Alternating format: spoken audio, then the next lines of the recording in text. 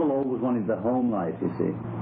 He liked it with Daddy and the brother, and obviously missed his mother. And he always, you know, his dad was the whole thing. Like, it was just simple things like he wouldn't go against his dad, you know, and wear drain pipes, right? And his dad was always trying to get me out of the group behind my back. I found out later. He'd be saying to George, "Why don't you get rid of John? He's just a lot of trouble, you know. And cut your hair nice and wear baggy trousers." Like, I was the bad influence because I was the eldest, and so I had all the gear first usually. And so Paul was like that. He would always not.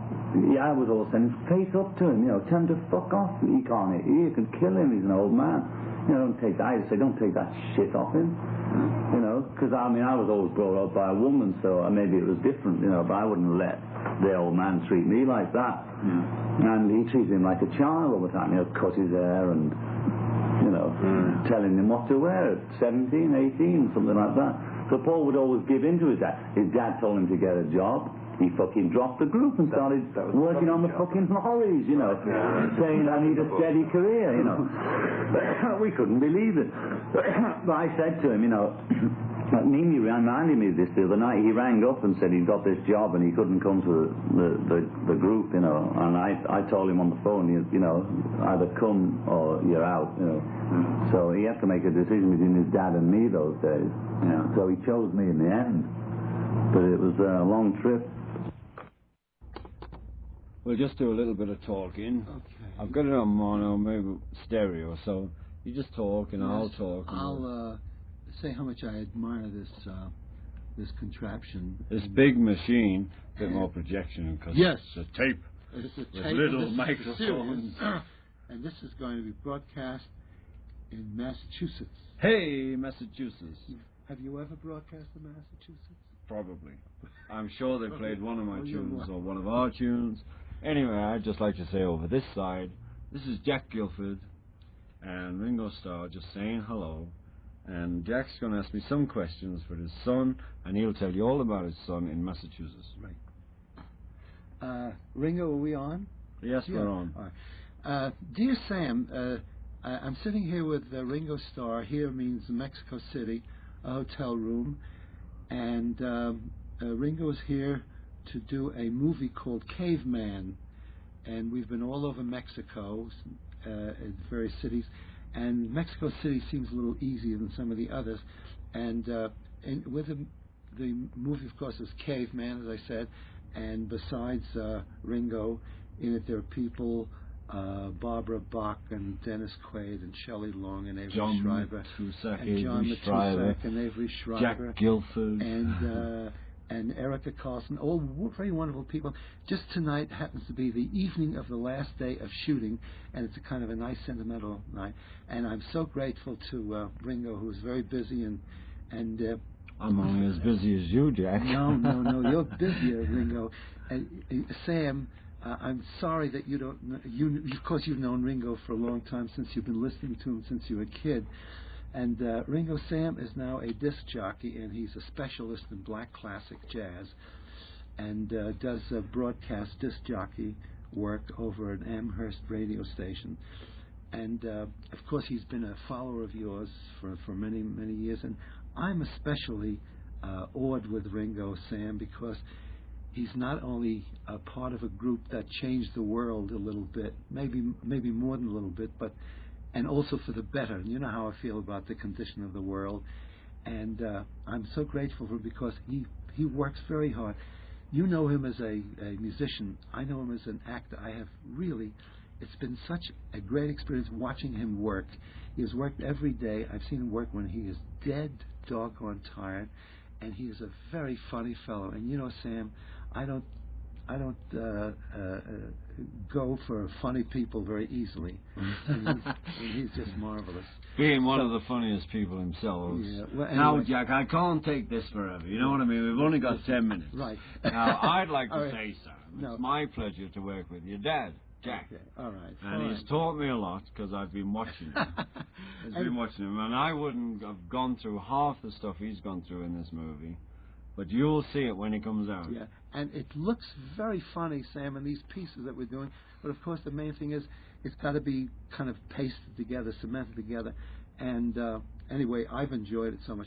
But because Sam is a specialist in black classic jazz, he wants to know some of your likes and dislikes. For instance, do you have a favorite drummer, Ringo? Well, I never had favorite drummers, really. I never bought drum records, by drummers. I always loved Topsy Part 1 and 2. That was my favorite, by Cozy Cole. That was the only drum record I ever bought. Cozy Cole, I worked in a nightclub with him. There you go, Sam. You're going to tell us another story. No, but Cozy Cole, you're right. I loved him. I loved all those fellows. And what's your favorite music? I mean, what do you think of the new wave and pop? Well, we're calling it new wave and punk now. And punk. Is it the same thing? Well, basically, one wears ties and the other doesn't. Which one wears ties? The punks. The punk wears ties, and the new wave. New wave, no, they wear pullovers. Well, what music is current now? Current right now? Well, I'm basically right now into English music, and it's the Knack and people like that. Yeah. I really believe that the punk music is coming out of England. Out of America, it's suburban music. Because most people had a little garden. Yeah. And we never did. Did you have any favorites during the jazz period when you were very young?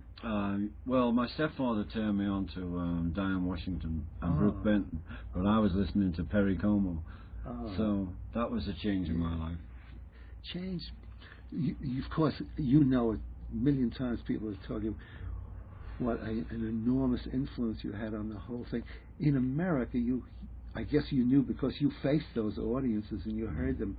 But before you came over on that Ed Sullivan show, the excitement among young people was enormous. And I remember coming back from England on the Queen Mary in 1964. And there was a young doctor, an English doctor, and we were talking about the Beatles. And he was so relieved and grateful that my wife and I, liked the Beatles, although we were not of the age that would like them. He was so glad that we accepted you because, it was a kind of a crazy thing. People going mad, Ringo, for you and your cohort. But that took a while. Yeah. Even in England, no one really thought we were any good till the Times newspaper said it's okay. And when we got to America, we were very lucky to arrive with the #1 record because it was before we came over, when Ed Sullivan booked us, we'd come in from Sweden with a lot of people at the airport meeting us, and he booked us on the spot, and we just happened to arrive in America with the #1. Anyway, Sam, why don't you play Back Off Boogaloo? It's one of my favorite tracks. Well, thank you very much, Ringo. And I haven't finished yet. Oh, good. And if you can do anything else, why don't you play Flamingo by Earl Bostic, which was one of my other favorite records of all time. Get those records, Sam, and then we'll talk about this whole thing. And Sam makes pipes, too. Yes, you tell me about that, Jack. Tell me about Sam's pipes. Well, Sam is a pipe maker. He makes clay pipes in the style of pre-Columbian art, and he sells them. And he does this disc jockey thing, and in between that, he makes a living. Well, okay, Sam, I've done your tape for you. Why don't you make me a pipe? Good. Well, thank you very much, Ringo. And again, let me tell you how thankful I am for you doing this, because Sam will love it. Well, I hope you do, Sam. And Madeline's a groovy dancer. Groove is an old word, I know. Thank you, Sam. See you soon. Bye, Sam. And all you listeners out there. No, let's hope to God we've got something.